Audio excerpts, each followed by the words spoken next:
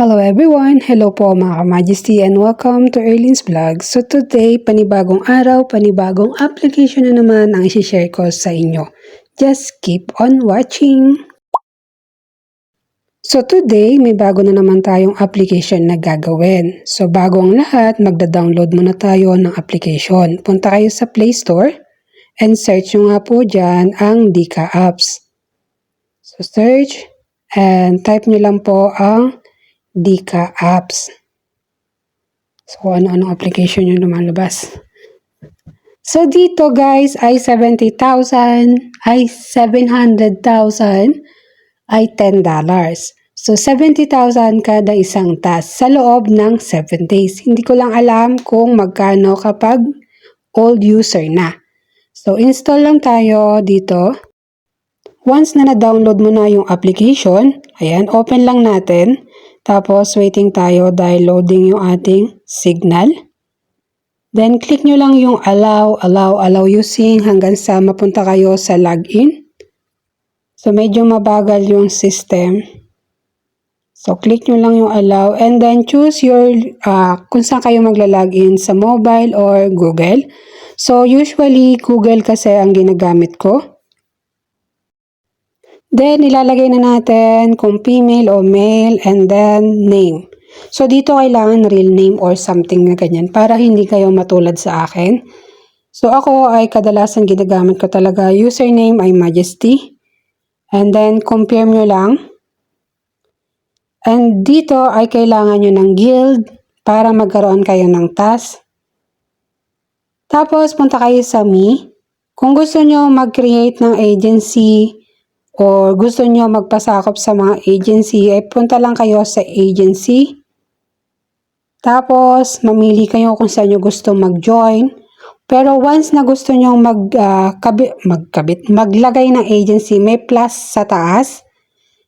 So, kung nakikita nyo may plus dyan sa taas, i-click nyo lang siya.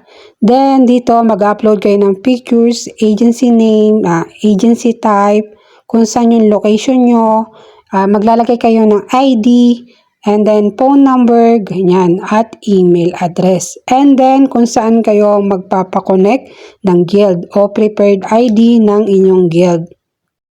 Then, kapag natapos na kayong mag-sign, ganito yung lalabas sa inyo. Magre-review pa siya ng 1 to 3 days or contact your agency para ma-approve na nga po ang iyong request.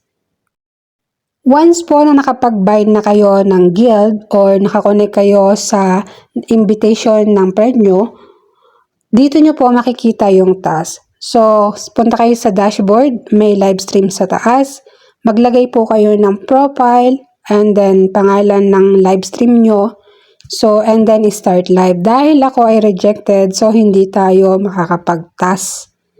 Ngayon, dito nyo siya makikita. So, ito ay example lang. So, kapag open ng audio or pag open ng live stream nyo, may level 0 kayong makikita. So, kagaya niyan, nasa taas. So, open nyo lang po siya at ganito po ang lalabas. So, dito po kayong mag-claim ng task. So, kada 2 hours na live stream, ay magkakaroon ka ng 70,000. So, equivalent for $1. So, ang withdraw dito ay 700k equivalent for $10. So, ipapakita ko sa inyo mamaya.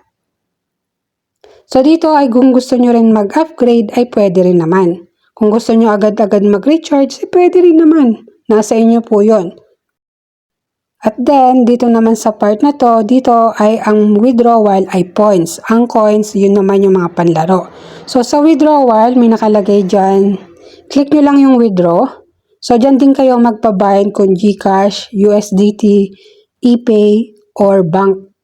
So, click nyo lang yung payment payment channel. So, add.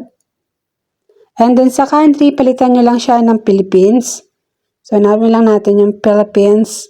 Kapag nakita nyo yung Philippines, dun nyo makikita kung ano yung withdraw na available sa lugar nyo.